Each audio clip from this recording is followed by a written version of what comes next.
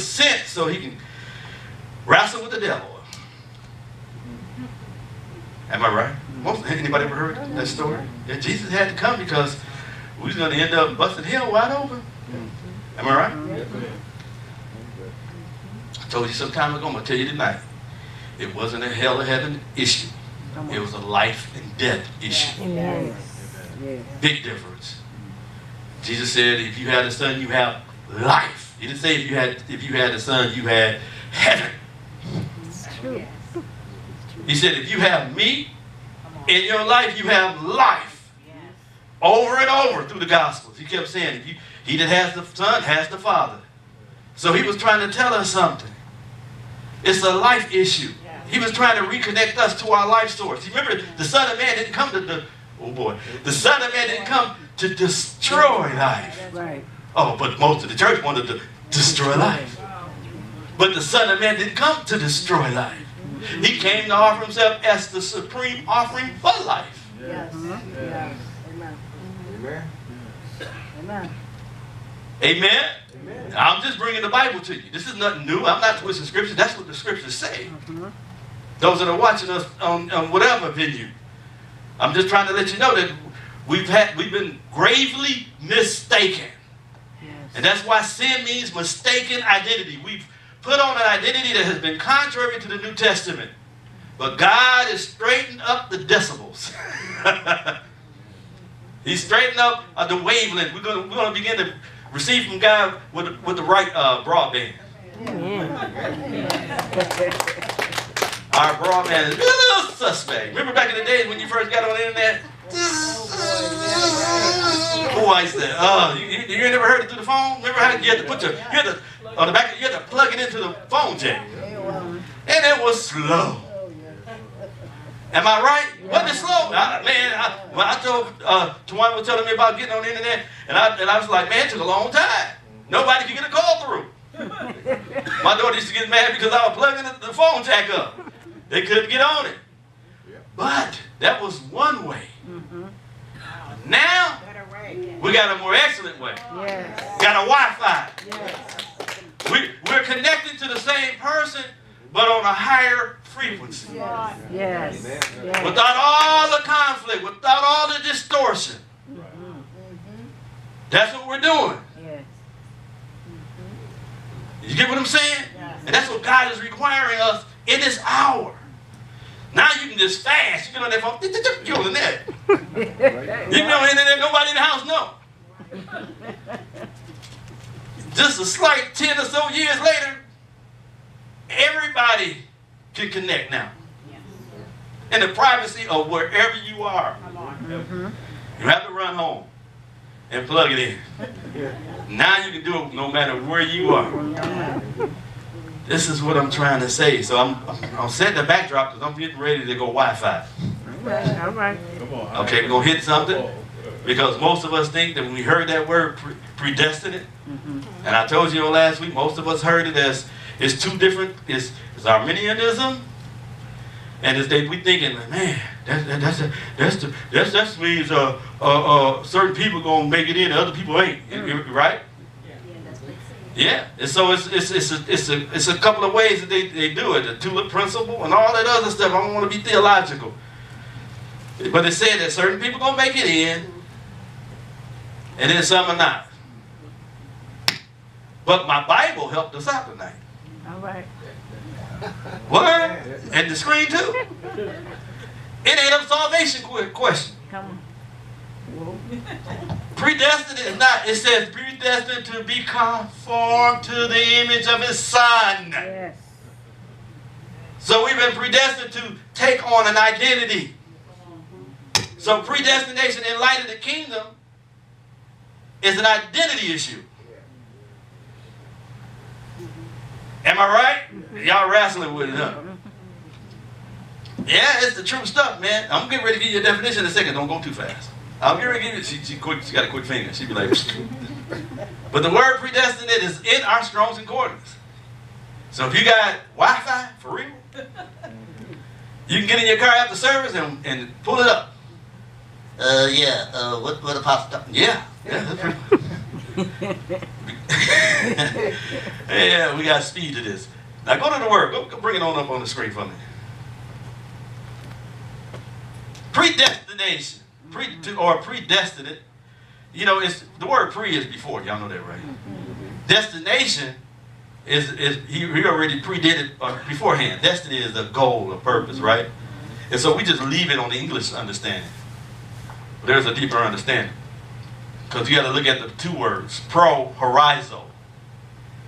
And it's only used concerning our sonship. You will never find predestinate connected to any other thing. A couple of times in Scripture, but it's always centered and based on sonship. He predestined us to be accepted into the family business. To be an extension of what Jesus did. That's why he's the firstborn among many brethren. So whatever picture you have of Jesus, it's supposed to be, it belongs to us. That is our inheritance. I'm not going to settle for anything else. I don't want to knock off. I'm not going to be a red line Christian. I'm not going to play games. I'm not going to gamble on it. I've been persuaded. I think there's been a hook in my spirit. And it needs to be in yours too. So it has absolutely nothing to do with what? Salvation. It's pro horizo. Wednesday night we hang on the deeper end of the pool, so y'all already know that, right? Sundays we can just, whatever. Next. It is a compound of the preposition. Ain't y'all so happy you ain't got to do it for yourself right now, but you go prove it. It is a compound. What in the world? Get this out of the way. It is a, yeah, that's what it is. It is a compound of the preposition pro. If you get it strong, you see it as G4253, those that are watching. Write it down, 4253. Meaning before. And the verb, so that means before, that's easy, huh? The next part is horizo, right? Horizo. It's G3734. Now, without looking at the definition, we've heard that he preset, God has preset a time, but destination is basically a time word. He destined us, right? Beforehand. He picked us out beforehand. He decided beforehand. Am I right? But the word horizo in Strong's is meaning to fix a limit to. Establish a boundary. So if the word is he predestined us to be conformed to the image of his son, that is the limit. What is the limit? His sonship. Yeah. Oh, wow. You mean, hold on a second, I thought fivefold ministry was a limit. No. The 9 gifts of the Spirit. No. A son. Yes, yes. I got a prophetic word in 98. No, it was before 98, before I started the ministry. The man of God, Peter Randall, threw a coat on me. He said, called me out. He said, hey, told me, he said, Jolly Ed is looking for you. I was like, oh, this man didn't know I was. I'm like, Jolly Ed. I'm like, I ain't going to Jolly Ed, stand on the wall. Jolly Ed is looking for you. 3 times. He put his coat over me and said, took the coat off, his coat off, and told me, prophesied, I'm going to tell you everything, but one of the things he said that you will be a son. He said, he prophesied Revelation 21 and 7 or 8, one of them, over my life. He said, you will be a son. You will not get distracted with fivefold ministry gifts. It will not, this was like 93. You're not going to be worried about that. That's not your interest to be fivefold ministry, to be anointed, to be in mainstream. But God said, if you stay in a position with him, stay humble, stay transparent, and stay accountable, then I'm going to do some things in you. And that's a good boundary. I like the boundary of sonship. So when he prophesied, he sowed a seed of sonship in me, which it took a while, almost 5 more years for it to germinate. Till I got connected with Apostle Burgess, got connected with Apostle Tim Early. They started putting me in a, like somebody said, in an environment where that seed could begin to grow, so that the shoots can go deep. Now I don't long for anything. I don't long for ministry. I don't long for prophecy, laying on the hands, casting out devils, all that. Please. I long to become a son. Yes. Yeah. Because he chose the son. If you read 1 John 3 and 8, he said, for this purpose was the Son of God manifested, that he may destroy the works of the devil. The works in the earth are still prevalent because we have not understood. He predestined us to be sons. Amen. That's right. That's kind of deep, I know.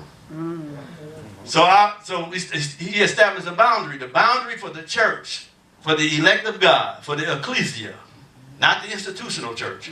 Those that are hearing his voice, that are progressive in what he's doing, that will give it all up for him. He said, I have a boundary for you. That is the limit and the boundary is for you to be clothed with Jesus, for the spirit of adoption, the spirit of Christ that's on the inside of us, to grow up into that particular mindset. So our English word horizon, and so horizo is connected to horizon, right? The Lord just led me through this chase.